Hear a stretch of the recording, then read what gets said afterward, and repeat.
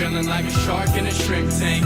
Big fish, small pond in the shrimp tank. When it's sink or swim, only option is to win. In the murky water, not a thought of giving in. Welcome to the shrimp tank. Want to put it all together, this is big thanks. Doing big things, we ain't in the same league. Running a campaign, Roadie 2016. Like a phone to die, putting me in charge. I'm a general, from the front I'ma lead the charge. Like a federal, fell on my lap never. Going hard as ever. Good afternoon, everybody. Welcome to another episode here on the Shrimp Tank, powered by Celsius Beverage. This is your first time tuning in. You catch all these amazing episodes up on our website, shrimptankpodcast.com. This is where street smarts and book smarts collide. We partner with the Florida Atlantic University, their entrepreneurship program there. And we're the first podcast in the world that has a live class of students, 30 to 40 of them, that do a class project during the semester. And for the season finale, we've never done this before. These students are going to come up and pitch the businesses that they created. Kevin, tell everybody what's in store for season finale over here. Yeah, this is fantastic. It's something we do in all our entrepreneurship classes. We use an experiential approach to our education, meaning that students do entrepreneurship. They don't just learn about it and read about it and study some textbook and take some exam. And everyone's cheating today. So, I mean, like, now's the time with AI technology. It's like we need something innovative, and podcasting is so hot right now. So it's going to be an interesting episode. Yeah, I hear a lot of pitches, so we'll see how they do. And, joining us, we've got a fantastic panel. I mean, this is really exciting. We've got three guests from left to right. We have Michael, Nico, and Mark, all from NobleCon. NobleCon, a fantastic event that we're lucky enough to collaborate and partner with on a yearly basis. I'm sure we'll hear a little bit more about that.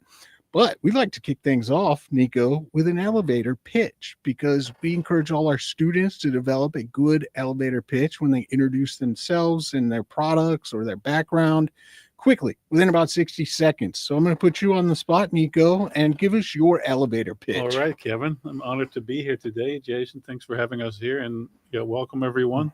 Looking forward to the pitches. Quick elevator pitch on Noble. We're a boutique investment bank headquartered here in Boca Raton. We started in 1984. I've been here for 37 years. I run the bank on a day-to-day basis since 1995.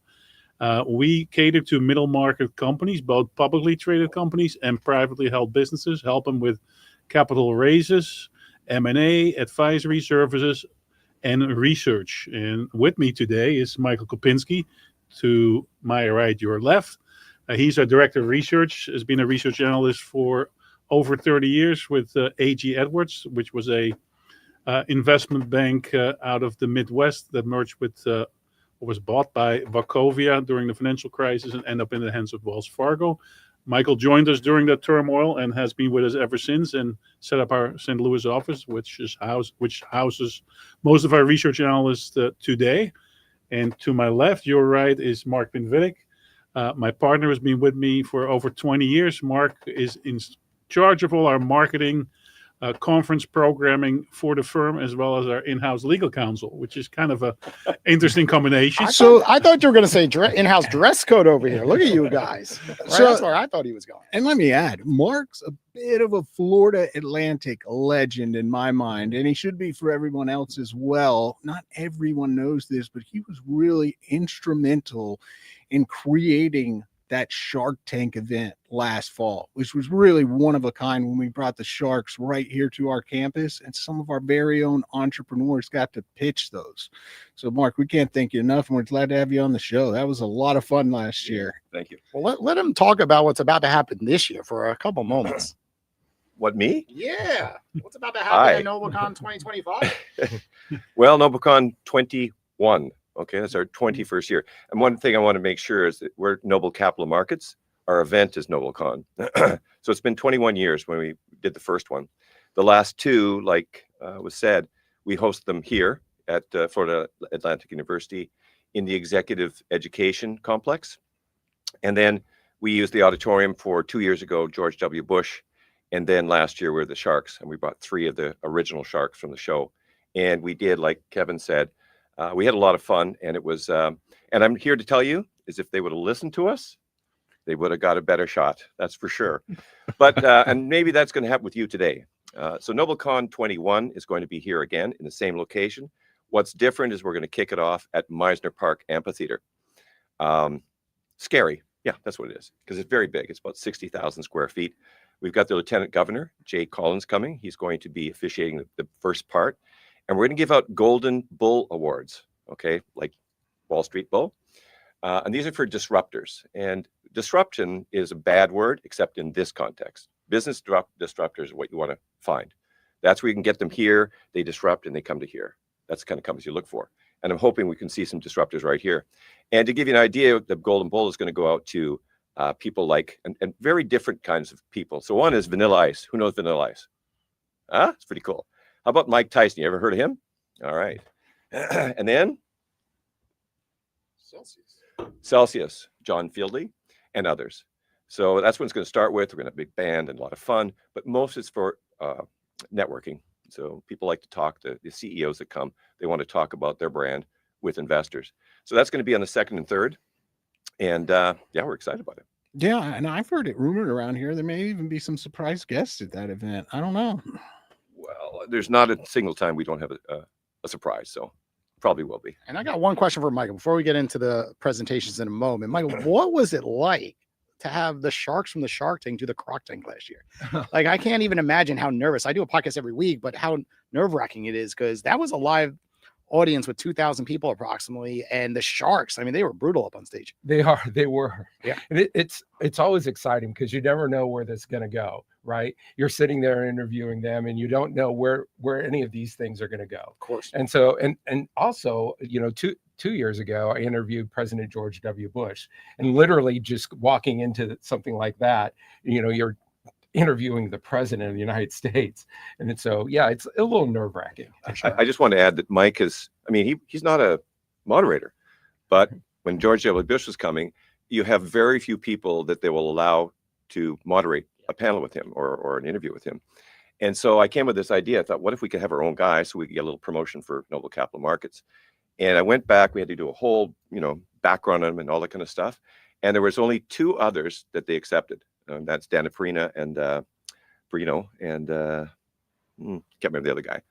And then they accepted Mike. So because of that, Mike did the Sharks last year, and he's going to be doing that.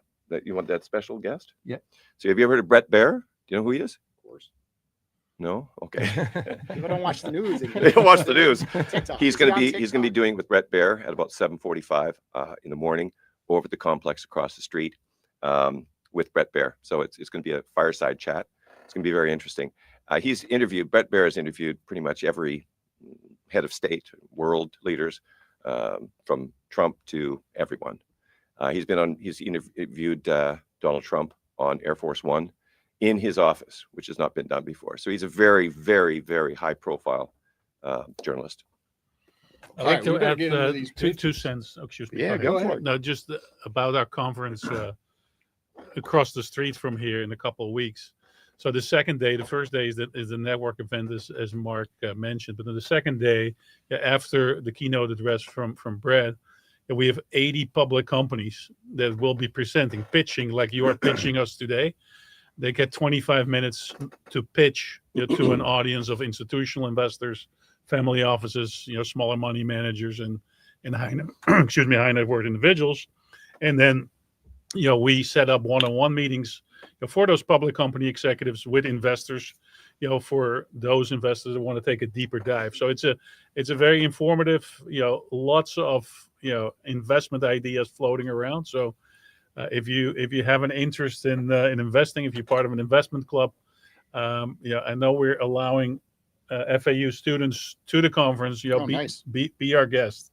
It's very educational, and you'll, hopefully pick up some good stock ideas as well if you're in the market. Which is why we have to give Mark this stress stream, because he's doing a lot behind the scenes, and I know he needs something. I probably needed stress this when kicks I in, was of course. interviewing the president. Yeah, for sure. Kevin, he wasn't nervous at all. It was remarkable. I mean, he was the night before, and George W. Bush sat there, and he just did it. And George W. Bush was quite amazing. Yeah, it was very good. All right, well, let's see if there's anything investable in here. Let's start with some pitches. Let's do it. Right, We've never all done right, this. let's go. First time on the Shrimp Tank. Students are coming on up, Squeeze this. and they're going to share their business concept that they developed I during see this you got class. dressed up for us. Okay, stand right here. Stand a little further. Yep, right there. Oh, both of you are speaking. All right. Speak a little further in the mic. Have you ever bought a textbook that might have had the pages falling off, missing pages, or gum stuck on the back of it? I can bet that most of the students have had an instance where they have waited till the last second to get their school supplies and didn't want to pay full price or trust a random stranger that they met on the internet. At Campus Thrift, we are solving this problem. We're creating a platform where students can sell their used items to other students. Platforms like Facebook Marketplace, eBay, and even Snapchat Stories do not have the mindset of students. This platform allows students to sell their textbooks, school materials, and dorm furniture all in one place. Our value proposition is simple. We want to give fellow students a safer, cheaper, and more convenient way to buy. And the core we are filling is trust. Students want trust in when they buy items. So besides affordability, we want to give students that person-to-person connection when buying. Our platform does this through verification of FAU student emails. You may be thinking, once they sign up, they'll forever be on it. But with our system, we want to do a 1-year re-verification every year to make sure that only current students are on our platform. This security measure does not exist on eBay or Facebook Marketplace as we know of. You may be wondering who specifically we are targeting. Well, we're going to start targeting FAU students, specifically freshmen and seniors, to use our platform as we are building this within our community. For freshmen, they'll obviously want to buy stuff from our platform as they are starting off their college life. So they might want to buy their own textbooks for future classes they have, their dorm supplies that they want to decorate their dorm with. And then seniors will also want to sell their supplies because they're leaving the college. So they'll probably not want those anymore. So this allows students that are seniors to sell their supplies and freshmen to buy from them. And as we are currently with FAU students, we possibly want to break out into more college markets to make sure, or as FAU takes the platform. And as for our competitive positioning, students can use Facebook Marketplace or eBay, but those platforms were not designed for college communities. They're public spaces with high scam risk, unpredictable seller quantity, and there is no confirmation that the person you're going to meet is a peer. Campus Thrift differentiates itself by being exclusive, local, student-only, and built around campus needs. Think of us as a marketplace that removes the anxiety, removes the strangers, and keeps everything within our FAU ecosystem. Okay. Yeah.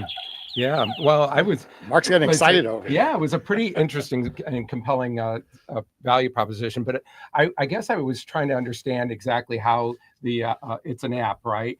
And how exactly are you going to make money from this app? And I guess I didn't really catch all of that. That was going to be my constructive point. Yeah.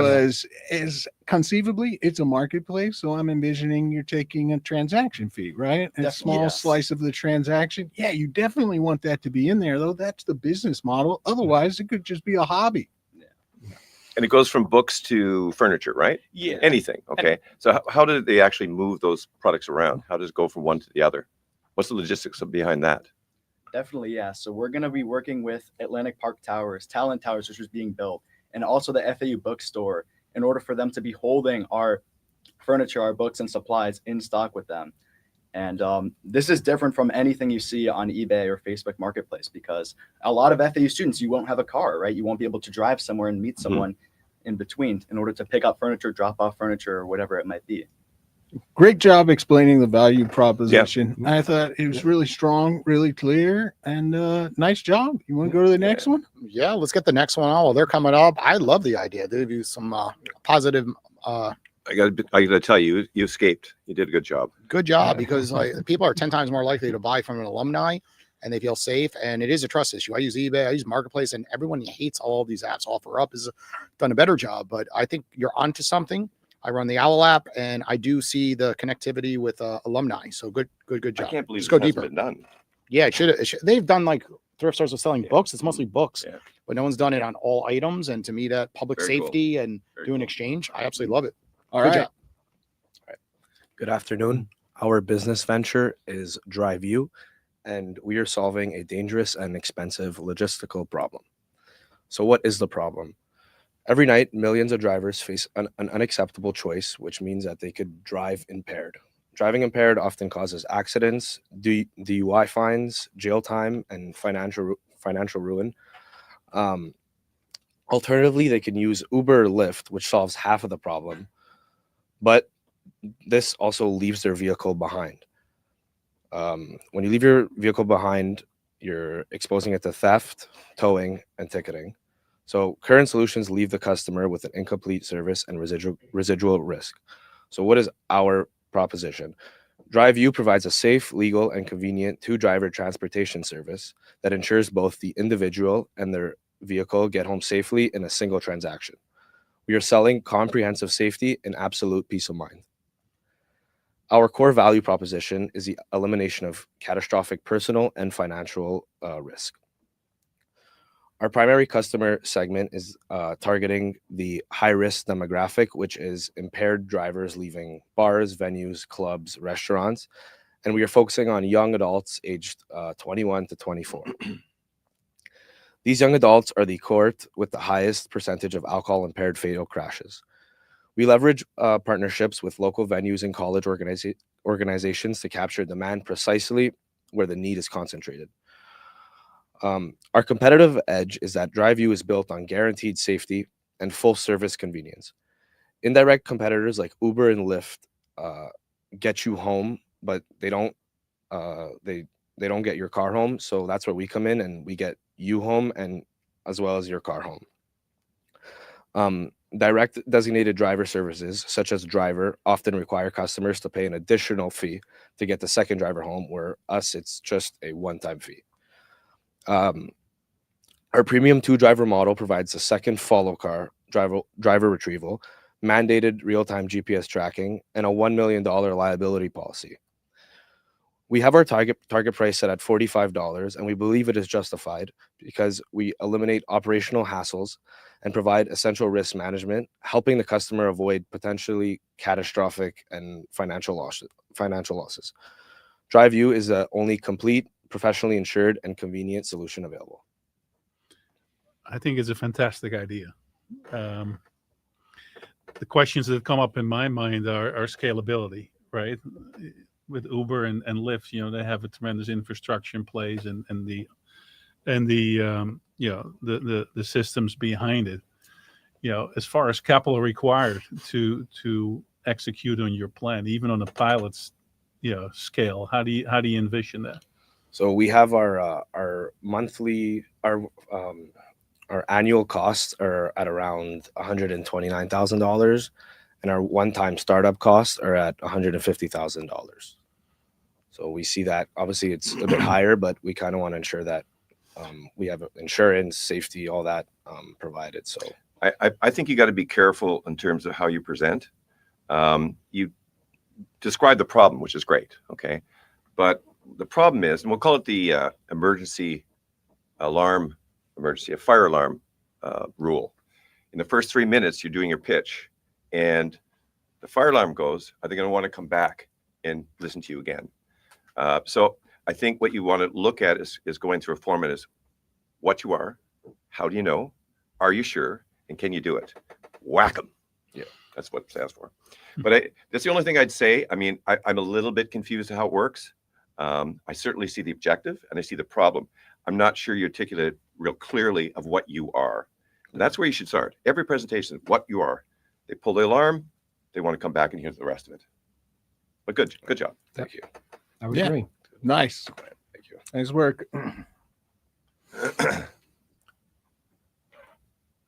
Uh-oh. What's going on? How we doing? Really good. How about you? For? Are you nervous? I'm not nervous at all. That's perfect. Let's get this. Let's I get this am. over with. I am. All right. So our company name is EchoVault. As of 2025, there are currently 32.2 million small businesses in the nation.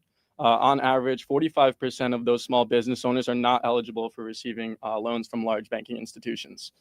Due to either credit history problems, previous defaults on loans, or the bank just does not have the same vision as you, of the remaining 55% of approved business owners, only 65% actually received the full amount that they requested.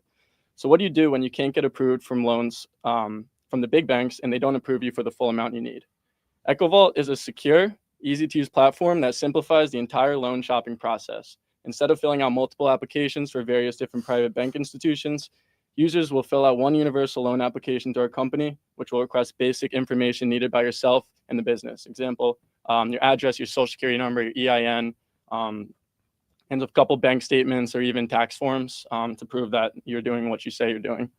Upon receival of your application, we only send it out to our trusted lenders, in which you will receive multiple offers if eligible. It is fast, safe, and built for people who want clarity and not confusion. So what separates us from the big banks? Our private loans that we find for you are not credit-based. They are based on monthly revenue and essentially evaluating how much you will be able to afford to receive without defaulting or putting yourself out of business.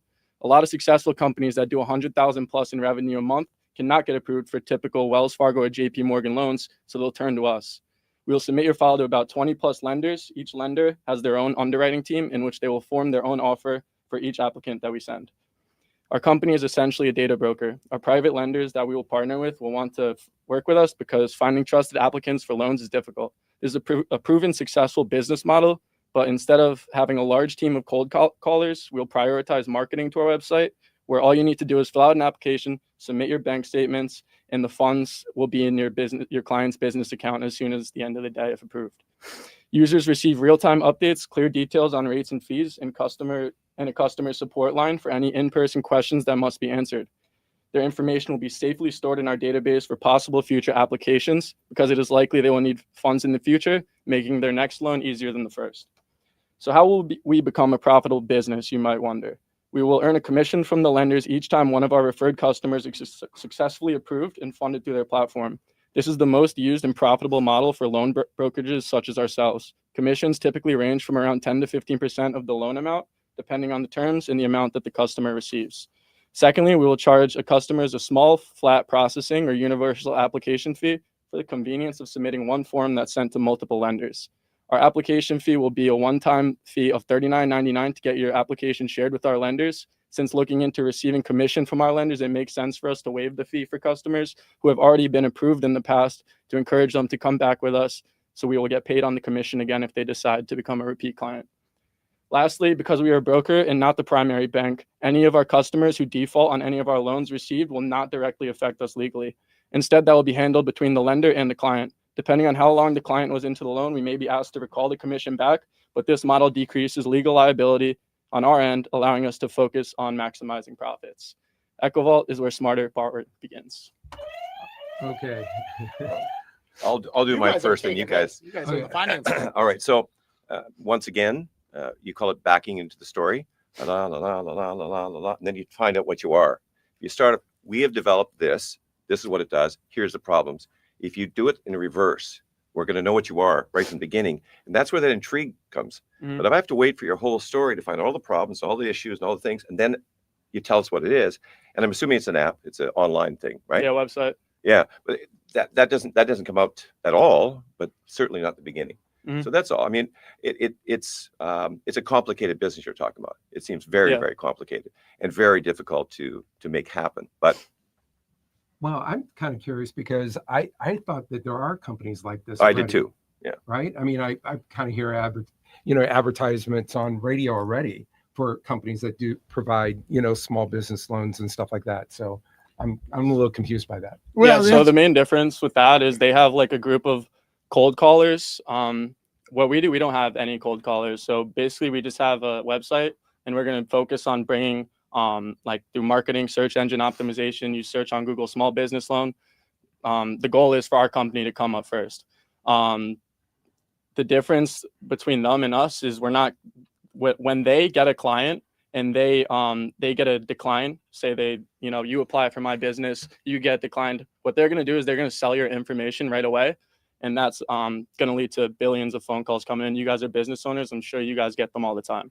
What we're going to do is we're going to focus on prioritizing our data, keeping it in-house. That way, the lenders that we work with, we know that whenever things don't get approved, they're not going to have a way of selling your information until they get approved. We'll give them their phone number, their email. The most that they're going to have is the business name and their EIN. Yeah, it's a good answer, and way to go getting through a ton of detail. You did a really good job on that side of things. It is definitely a competitive sector, but I like what you've put together there. Nice job. Thank you. Good job. Thank you guys. watch the light.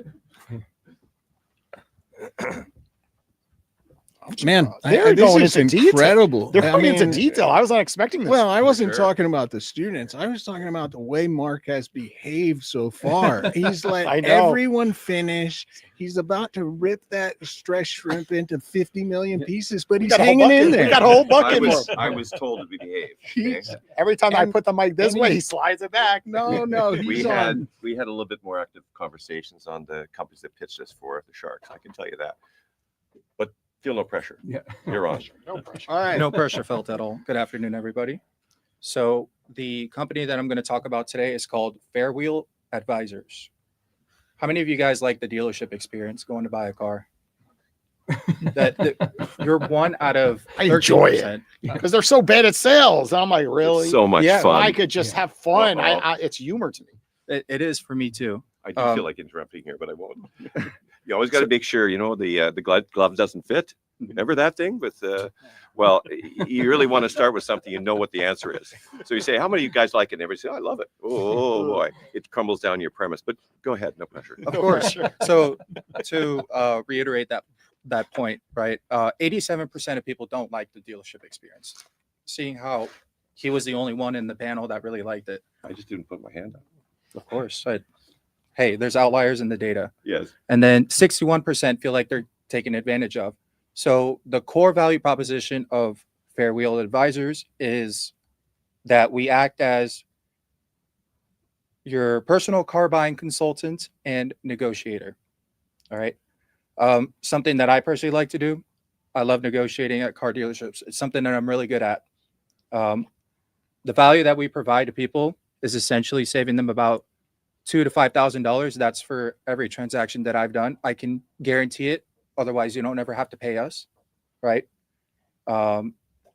We have lots of reports, lots of research that goes into it, and the goal is to just fit the needs of the person that is trying to buy the car, whatever that may be, insurance, types of warranties, and the best possible price for the car. And then let me jump into our customer segment. So our customer segment is going to be first-time buyers, elderly, people who feel like they're getting taken advantage of when they go to buy a car at a dealership. I don't want to say everyone, but literally everyone could take advantage of this. I promise you, I could save you money on your next car purchase. But specifically for the people that are relatively new to it. And then lastly, the competitive positioning. So we're going to, there are competitors out there. There are other websites that offer this sort of service. The only thing that they really lack is the personal communication. When you talk to our business, essentially it's going to be myself answering the phone. You're like, hey, you're interested in buying a car. Let's break it down. What do you want to buy? What dealership were you looking at? Like minimize down their options, kind of like what a car salesman does, but in reverse, like a Robin Hood for stealing from the dealerships and putting more money in the pocket of the purchaser. Okay, who wants to buzz in? Yeah, the need is there for sure, as your statistics, have demonstrated. How do you scale this? If you do this on a manual basis, there's only one you, right? And there's only so many hours in the day. So how can you commercially, develop a real company out of this? Sure. So I've thought about this a lot. It takes a specific set of skills to do this. I would even narrow it down to a specific personality thanks to college. I've learned about like different kinds of personalities, like the Myers-Briggs, right? Specifically people with like my personality trait, which is an ENTP, which is someone who likes to debate, someone who likes to argue, who likes to hassle. This is really good in business, actually. Yeah. But it can also be taught. You can teach someone to do that. Just like you can teach someone to be a car salesman, people can be taught how to do this. And it would just be like a comprehensive program, like teaching the employees from within. Kevin. Let me help you guys out here. Ready? Kevin. Mr. Wonderful. Go. I don't get it. I really don't get it. It's I think it's fine to advertise that you go out and do it for them, but you have to validate and verify that you're the person that can do it. There's a lot that goes into this. And like Nico said, to scale this, you have to have a a valuation system, so everybody goes there to help you, are as good as you are. But you have to prove that you're good. So I don't think, when you asked how can you scale it, I don't think you can. I think you have to rethink this. Well, and the students here start all kinds of sorts of different businesses when we say entrepreneurship, right? So maybe it doesn't scale, and maybe it's a fantastic side hustle for you while you're in school, and it's that type of business. And maybe you get a few friends, and it can expand some and generate, more than a little money for activities and fun, right? I love that concept of it. And look, you don't have visual aids. You're not showing us what you're going to be doing. It's more difficult. We understand that. The other thing is, again, I'm going to say it one more time, then we'll bring it up again, is that you got to say, we have a website that does this. And then you got to tell them what it is right up the beginning. That's so important, because I don't know what you're going to come up with. You're talking about problems before, you're going to give a solution, but you're talking the problem so much that I don't know what the solution is. I get lost in it. And the other thing, the last thing I'll say is just try and keep the statistics and everything down to 1 or 2, because it's a pitch, right? It's just short. So I got to be intrigued to say, well, that 3-minute pitch, is that what it is? I want to come back and hear the rest. You've intrigued me to hear the details. And in this case, you didn't. I'm sorry. Okay. Could I ask you? Do you guys have a nickname for him at the office? What's his nickname? Can I ask one question? This is way. What do you mean by the scalability? Like what specifically is the difficult part of the scaling All you of see? No. To be specific, this is a very manual process that you described. I mean, if you do the intake, right, you assess what the customer wants, then you have to negotiate with the dealership. Think about the hours that go into that to do that, and not everybody's very responsive and quick. You one of your target markets is the elderly. They're not as fluent as the student population, for example. So if you cannot do this in an automated way, and I really believe that AI will take this over at some point, because they understand people's buying habits and et cetera. So I think the human interaction there might be something of the past in the near future. Yeah. All right. And he likes the car dealers anyway. I like Kevin's comment. I mean, as a student here, as you go to the as a side hustle, especially when you go to some of these retirement communities, you help these people out. I think it's a great thing. Well, I mean, when Nico says scalability, everything we're listening to here, you want to go from here to an actual business. I think that's the premise, right? So that's why we talk about scalability. But as like you said, a side hustle or as your own thing, absolutely great. It's fantastic. There is a place for that. It's just how you make it into a business. That's all. Yeah, that's what I figured. That's pretty much what I do with it right now. It's just a hobby side. Go get it. You're not getting my business though, because I like going to car dealerships. All right, thank you guys. Nico, you can make a big commission. He likes cars. You might want to hire Mark.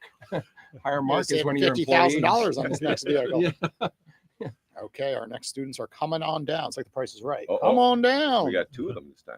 All right. Yes. Hey, what do you say? Say your name, when you start off. Yeah, why not? Yeah. Hi, I'm Gabby. Hi. Hi, and my name is Andrew. All right. So today we're going to be telling you about Owl Nest. Owl Nest is an app made by students for students to find safe and reliable housing. Transferring from a big university where there is a plethora of student housing options, I noticed how hard it was for students to find housing at FAU. With the dating app style foundation, users can simply swipe right or left to choose between new apartments, sublease from other students, and even group students looking for roommates without an apartment yet. Verified student account only platform will give students a safety net and sense of security when being paired with roommates. Roommate matches will be done with the personality and compatibility tests. Our dating style algorithm will do this by pairing students by personality, lifestyle, budget, and schedules. So, what makes us different from our competitors like Zillow or Apartments.com? Users aren't scrolling through hundreds of irrelevant listings, and students will get curated matches based on their personal needs. Our app is built around trust and verification through verified landlords, student EDU verification, and reviews from previous students. What we're really looking at here on how to make money and expand is similar to other social media apps where you have to scroll, such as TikTok, Instagram. There will be ads that will be played over this as well. But where we really make the majority of our money is going to be from the partnerships with regional landlords as well as the university itself. Once we have those partnerships, there will be listing fees. that would be charged to, like, if a landlord wants to lease his apartment to college students on our site, we would have a portion of that fee.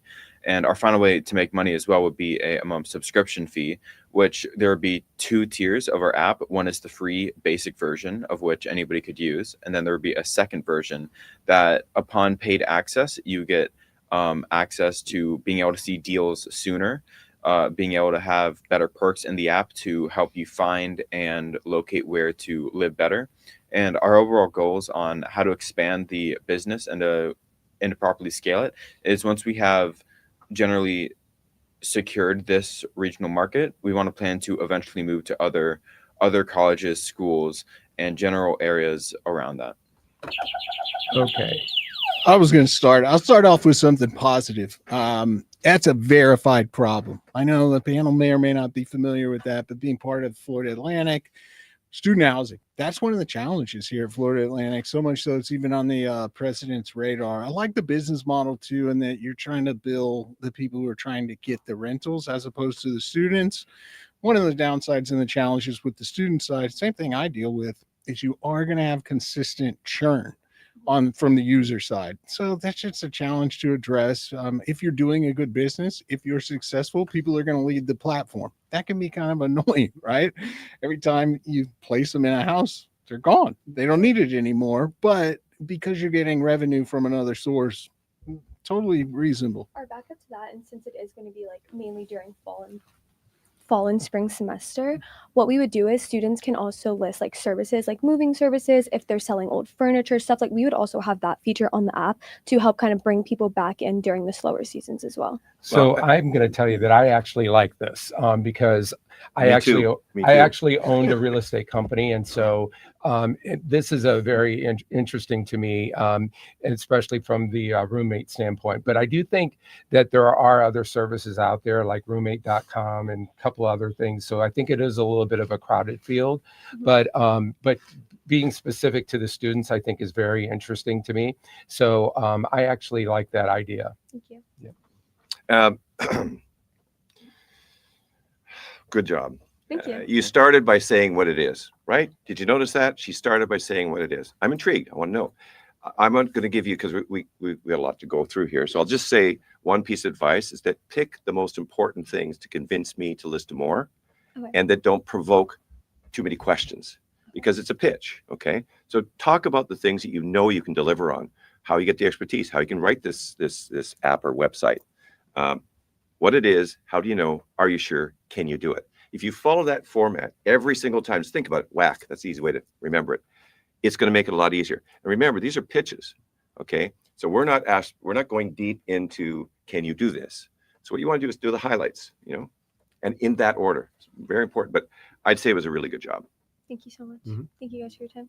Yeah. Okay, next group, come on down. As an app founder myself, the only struggle I see is just how to get this thing to market, right? You need so much capital, and most people try to bootstrap these businesses, and it's impractical. 99% of apps fail for just a lack of funding. And when you pitch angel investors, great idea, we're not writing you the check. So that's the only issue that I see. But I think it's fair not to go into depth in terms of how you finance this in this environment. Yes. We're not challenging that. Good afternoon, everyone. My name is Ariana Nazir, and I am representing Owl Street Cafe. So I am a new on-campus coffee and food hub designed to meet the fast-paced needs of our university community. We're using a kiosk and vendors, like a vending machine, but these vending machines will provide heated meals that are curated with nutritious values. So many individuals that are here, students, faculty, staff, they all struggle in between time, just finding time to grab a quick meal or something that's healthy and that fits into their diets and needs. So we will be providing that with a vending machine that will be in the front of the College of Business complex.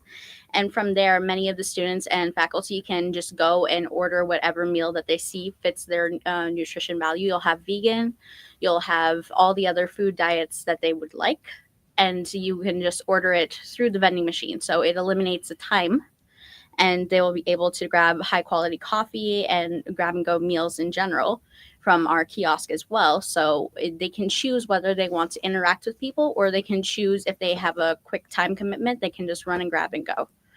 So for us, in terms of our target market, Owl Cafe serves a broad campus population. So as I was saying, students, faculty, staff, and we're one of the only coffee and food establishments in the immediate vicinity of the business complex. So not many people can deliver what we will be delivering as well.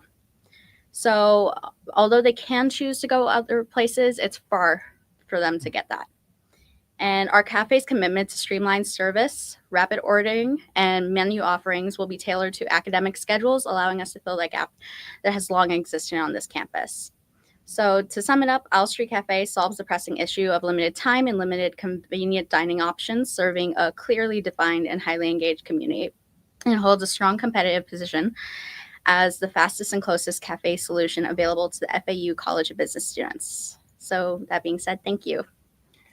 Well, I can tell you that I eat out every day. Always. As these guys know, because I don't cook. So I eat out almost every day, every meal. So I would be interested in that. But the vending stuff, I don't know. I'd be a little, I'd remiss if I had to, I'd think about that. But I'd try it for sure. Let's put it that way. Interestingly enough, about 3 years ago in our annual student business pitch competition, the winner created a concept and a business that later went through our accelerator that was a healthy food vending machine. It was called Fit Oven. And he went as far as to make a prototype of this machine. It cooked healthy food and it spit it right out. But entering into that marketplace is really challenging. I thought it was a great idea because it seemed like the next logical step. We see restaurants, fast casual in particular, their footprints are getting smaller, their employees are getting less. Well, how small can you get? How few employees? A vending machine, none, a tiny footprint, right? So that's kind of the next iteration of these things like Fresh Kitchen, Bolé, raw juice, whatever. But entering into that space is very expensive. What he inevitably found was he was going to have to take a major, significant risk, find a partner, not to mention you have these huge food service providers that kind of own the university space. Yes. Chartwell's in the instance of Florida Atlantic University, but there are others. So it's tricky to get into, but I think the concept is fantastic. Nice job. But notwithstanding the huge hurdle of capital. Yeah. We're ignoring that for today. At least I am. Okay, I'm just looking. I'm just listening to your pitches. Many of has anybody been to Japan? Yeah. Okay. Well, you'll know that you can vend anything in Japan. Anything, and hot meals and things. That's just a standard. You can get clothes and clubs and everything in Japan. So that it can be done. It's so capital intensive, like you said. But I like the idea of it in a campus environment, and I think it would have utility. Getting from there to there is going to be tricky, but the concept makes sense. And I thought it was pretty well pitched. Yeah. Oh, thank you. Nice job. And we had them on the Shrimp Tank. Yeah. He came in. So if you want to listen to that whole backstory, you can listen to that episode. Okay, come on down. Next group. Tess, how many do we have left? I lost count. This one and one more. Okay, we're doing okay. Not bad. We're good.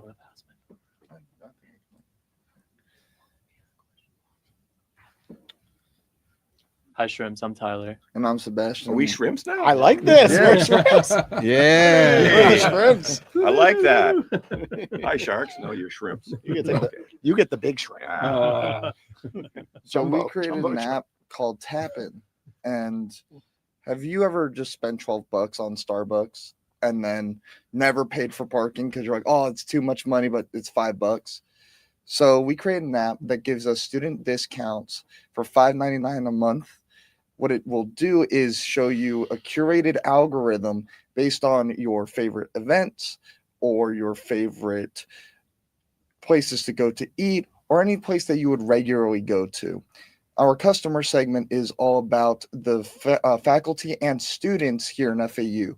Commuters will go to Wawa because you either have to get gas or if you're like me and drive a Tesla, you have to charge. You'd get discounts with our app for gas or for, hot drink or coffee or something at the snack bar for you and your probably friends that you're commuting with too. So like Sebastian said, we're an app Tapin is a student perks and event platform built specifically for FAU. So our competitive positioning is that Tapin occupies currently a unique position compared to anything currently available at FAU. There are student discount apps like UniDays. They offer national brand deals, not localized student deals.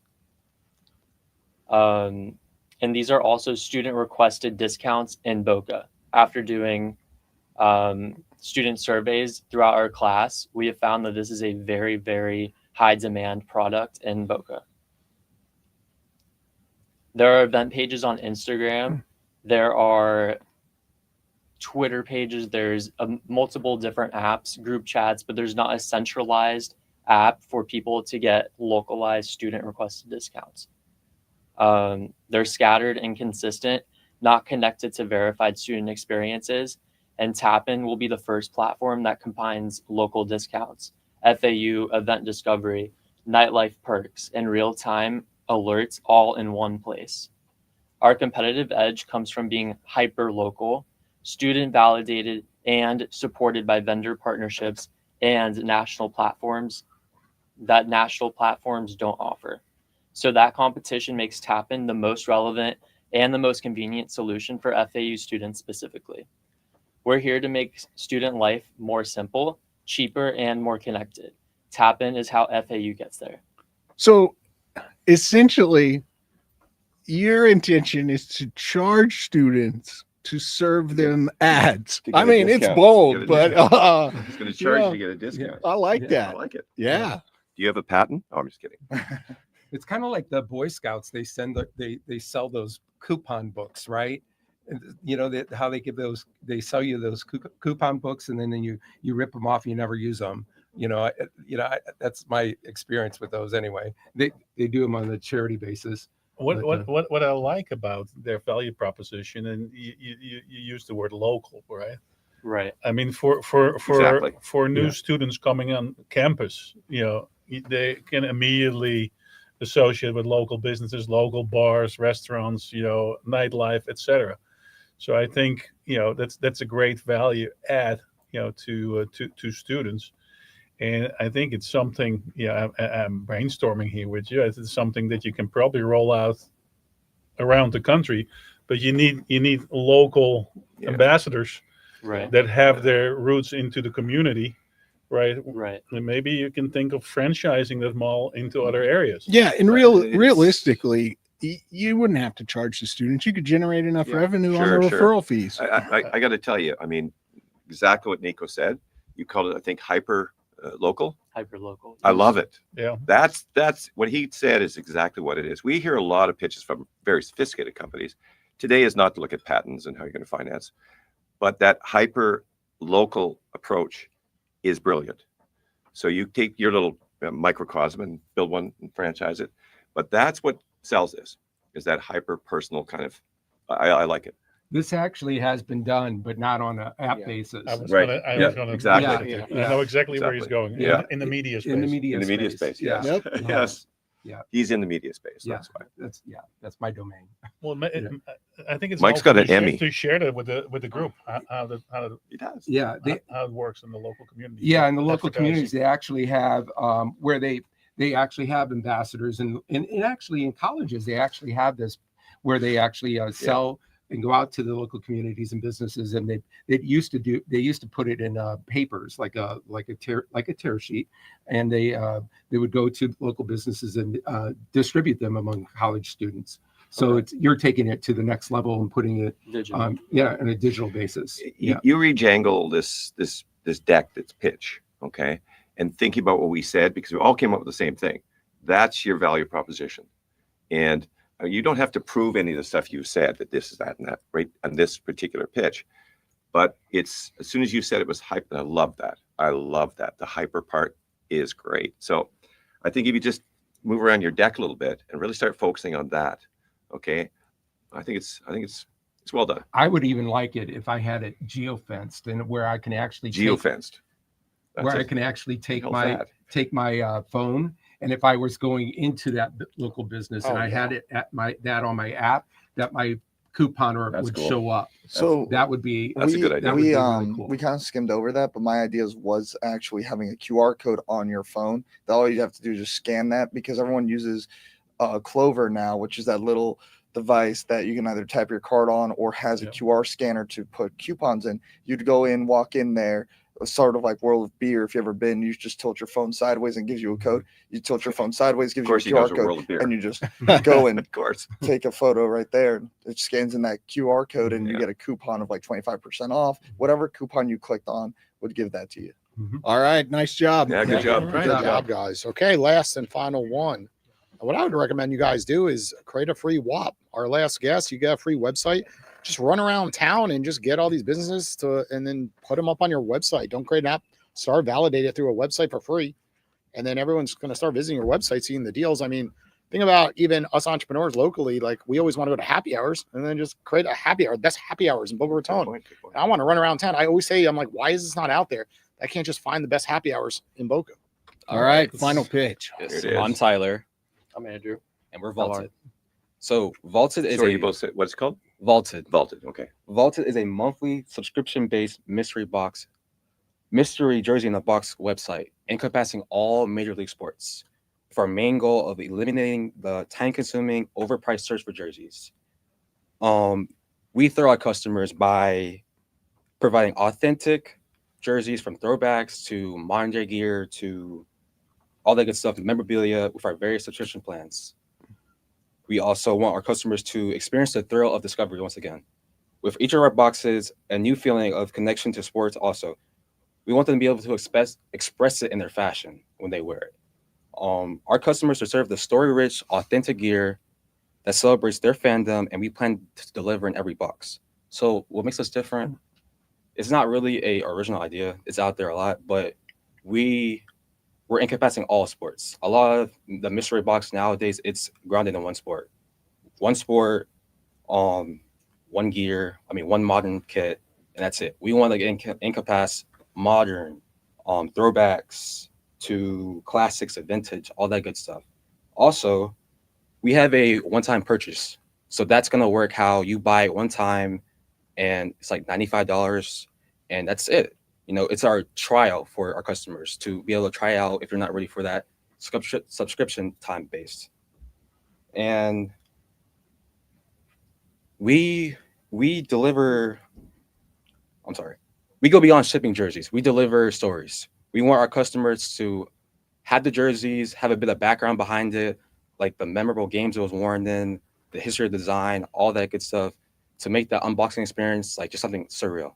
So we want our customers to just have this newfound love for sports and collecting jerseys. And that's so you guys wouldn't know this because Mark dressed up for the show today, but he is a huge jersey guy. He wears a jersey almost every time I see him. He's got vintage stuff, cutting edge stuff. He's always wearing some kind of jersey. So Mark, you want to chime in on this one? That's a lie. But and by the way, who looks the best in these headphones? I feel like a podcaster here. It's cool. There's so many logistical questions I'd have. Don't know where to start. Where do you get the jerseys? How do you curate these things?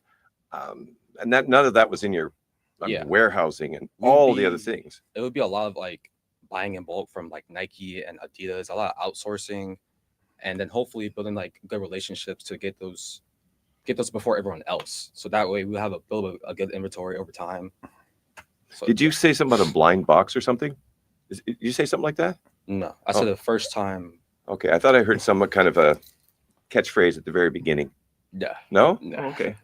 Well, you don't necessarily know what you're going to get in the box. Yeah, it's a mystery box. Well, that's what it was. Mystery box. Okay, now I got it. Okay. But that's like the psychological aspect to it is we know that a lot of sports fans are gamblers. Exactly. So when it comes to mystery boxes, we know that some of these people are willing to take the chance and the gamble. So it's like Pokemon. Exactly. Right? Think about it. Everyone's addicted to Pokemon because they want to pull a exactly. card like so we're holding it on that aspect a lot. So. Okay, well, yeah, I mean, I didn't know what that was. Also, that's something you've got to pay attention to, that not everybody knows what you're meaning by a mystery box. So it adds a little bit more confusion to me, not less. I mean, now I'm going to open the box I don't want to get. I don't know what I'm going to get. Yeah, that's So, the whole excitement about it. You're gonna get a jersey from any major league sport, and you're gonna get it, and you're gonna be like, "Wow, I just got a Dolphins jersey." or not. I mean, or not. Or you're gonna That's be the mystery pissed. part. Yeah. Oh, I hate Or you're this. gonna get this little shrimp. There's a box. mystery But part. we'll give you the option to filter through. Like you pick the sport, then from there on, it's a mystery. You pick your size, of course, but then I'm picking badminton. they got jerseys for that. I have no idea how you would do this. That's just I just don't know how you do this. I have no understanding how you could do it. And then the other side of it is that they're getting something that's exciting or not. And that's the problem. So when you have that, you've got a lot of returns, a lot of customer problems that you create.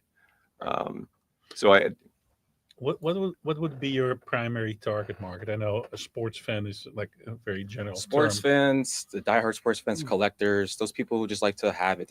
Even Degenerate gamblers. Yeah, like- you know, they're kind of. I didn't want to say that, but yes. Yeah. Yeah, this would be lost on me. I know nothing about sports, so be completely lost to me. Although I do have a good sports collection, but I don't know anything about it. So, all right. Yeah. Nice job, Good guys. job, guys. All right. I think they got something there because I see my kids going to Pokemon events and baseball cards, football cards, and they have all these new, kiosks at malls where you just put in $150 to hope you get something special. So there is something to the whole mystery thing. Yeah. So Yeah. to the target market question, the answer really is for people younger than anybody on this show right I was just now. going to say, that was the answer, right? Advice on this? Yeah. So we got to wrap things up here, but I want to congratulate all the students. It's Yes, not yeah. easy to come up Good here job. on a live stream podcast in front of a big light and microphone and do that. So thanks for doing it. Congratulations and nice job. You guys want to close us out with any final words about NobleCon as we're leading up to the big conference and celebration and reception? I'll be there. So if you haven't registered yet, be sure to get that done and come see us. Congratulations to everyone. I thought it was very, very good. This is you were under a lot of pressure. And I think, from my perspective, sitting here today, I wish I had an opportunity 30 years ago. So I compliment, both gentlemen on my far left and far right to do this with the students. It's a great initiative, and that's how great ideas are born and how you learn from each other. So that's it from that end. As far as NobleCon next week or in 2 weeks from now, next week is Thanksgiving. The week after, we're very excited. We would love to have you there if you want to learn and understand, how professionals pitch to investors. Be our guest. Kevin, I don't know how we want to communicate the contact information or exchange contact information and get all the students properly registered. But we would love to have you here. Kevin, let's get this group. Everybody that came here today, let's get you and I can work on that. Okay. All right. Congratulations. You're in. And those are expensive tickets. A Yeah, few they're- $100 just getting that event at Meisner alone. And kudos to Tess, right? She was the instructor for this course and took a lot of risks. We're like, we're gonna have your class join each week and then have a game show every week. And she ran with it. So kudos to Tess. And even this final episode, right? We put it together and said, let's do something different. Podcasting is getting quite boring out there. Everyone does interview shows. So kudos to Kevin Cox, who kind of led by example at FAU, but all across really the world. Like there's nobody else really having an entrepreneurship class sitting in and really like coming out of it with this much intention, right? Because everyone's using ChatGPT, everyone's cheating on all these class projects. So kudos to you, Kevin. Thanks a lot. Let's end the show. Let's do it. Okay, that's the season Yeah, finale. We will be back January 14th. Take care, everybody. All right. Thank you.